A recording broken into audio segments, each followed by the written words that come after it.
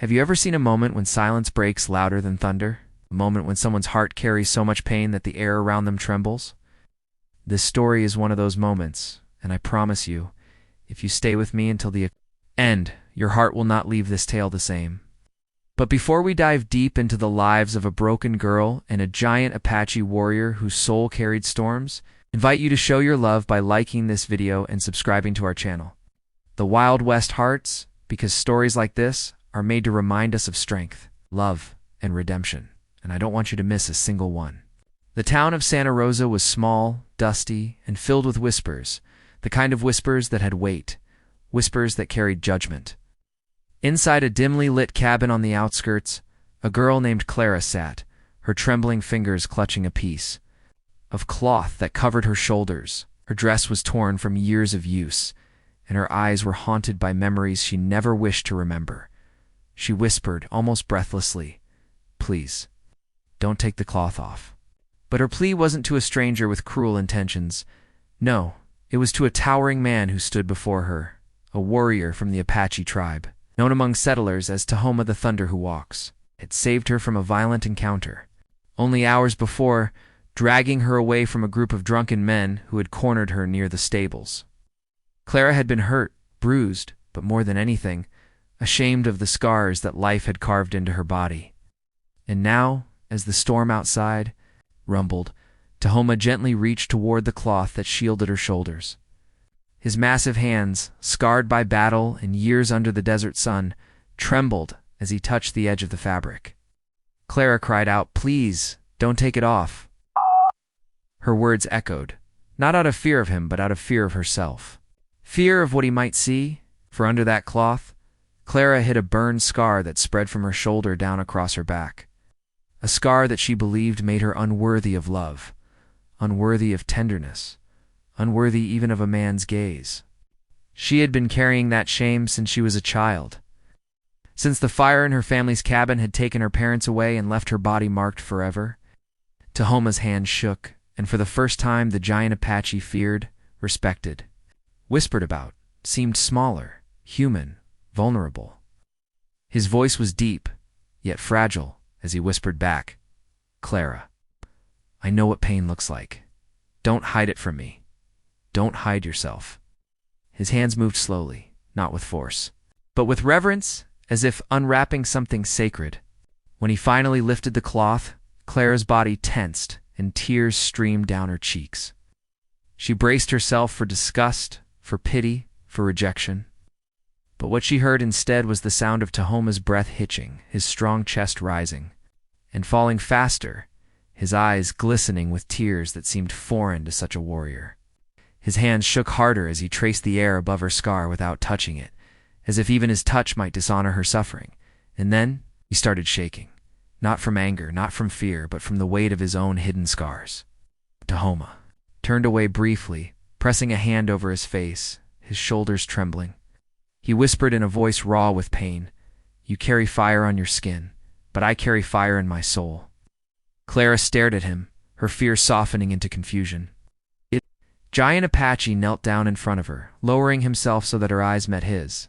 "Do you know why they call me Thunder?" he asked quietly. Yes. "Because when I walk, the ground remembers. Yes. But what they don't know is that thunder is born from storms, and I've been in storms all my life." Words poured out as if a dam had broken. He told her of the night when soldiers had raided his village, when flames had swallowed the home he loved, when screams of his people had filled the canyon. He told her how he had carried his younger brother out of the fire, only to lose him minutes later to a bullet. He told her how every battle scar on his body was nothing compared to the wound in his spirit. Clara listened, the tears on her cheeks no longer from shame but from recognition. For the first time in years, someone saw her scar not as ugliness, but as proof of survival. And for the first time, the giant Apache feared by townsfolk, whispered about in fear, let himself be seen not as a warrior, but as a man who wept. Outside, thunder rolled, and inside, two broken souls found themselves standing at the edge of something neither had expected: healing. Asterisk, asterisk. The storm that rattled the wooden walls that night seemed almost like a witness. a great force sent to cover the trembling of two hearts learning to beat again. Clara had spent years hiding, years pulling away when eyes wandered to her shoulder, years convincing herself that no one could ever look at her without flinching. But now, in the dim light of the fire, she saw Tahoma, the giant Apache, shaking as much as she was, and it stirred something deep inside her. She realized that he wasn't shaking because he was repulsed, but because he carried too much of his own pain. It was as though by seeing her scar, he had been forced to confront his own. Clara's lips trembled as she whispered, "You don't have to stay. I know what I look like." But Tahoma's dark eyes burned into hers with a gentleness that seemed to defy the storm. He slowly shook his head.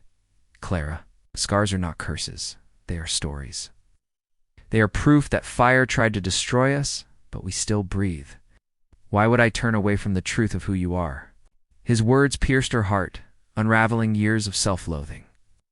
She lowered her gaze, tears falling onto her lap, but he reached out his massive hand and gently lifted her chin. "You survived what should have ended you. Do you know what? That makes you stronger than fire." The simplicity of those words cracked something inside Clara, and she sobbed, not the silent sobs of shame, but the shattering sobs of someone who finally felt seen. Tahoma, the man who had faced rifles, knives, and hatred, pulled her into his arms and held her as though she was the only fragile truth left in the world. For hours they sat, two broken bodies woven together by something unspoken. The fire burned low, the storm outside softened, and by morning, light poured into the cabin like a blessing. Clara woke to find Tahoma sitting across from her, his eyes fixed on her scar, but not with pity, with reverence. "One day," he said softly, "you will see it the way I do. It's not as fire's cruelty, but as proof that you are stronger than flames." Clara's heart swelled, and for the first time since she was a child, she smiled through her tears. "Hey!" reached for his hand, and the giant Apache, with all his power and strength, clasped it like it was something holy. Word spread in Santa Rosa of the strange bond between the broken girl and the feared Apache warrior. Whispers turned into rumors, and rumors turned into judgment. But neither Clara nor Tahoma cared. For in each other's scars, they had found beauty. For in each other's pain, they had found healing. And for in each other's arms, they had found home. By the time the townsfolk began to see them walking together through the dusty streets, the girl no longer hid beneath her cloth. The giant no longer walked like a man haunted, but like one who had finally laid his burdens down. Their story became a quiet legend, not of fear or shame, but of resilience and love. So if you ever feel broken, if you ever feel ashamed of the scars life has carved into you, remember Clara and Tahoma, two souls who begged the world not to see them, only to discover that being seen was the beginning of healing. And before you leave this story, don't forget to like this video and subscribe to our channel, The Wild West Hearts, because somewhere out there, another story of strength, love, and redemption is waiting to reach your heart.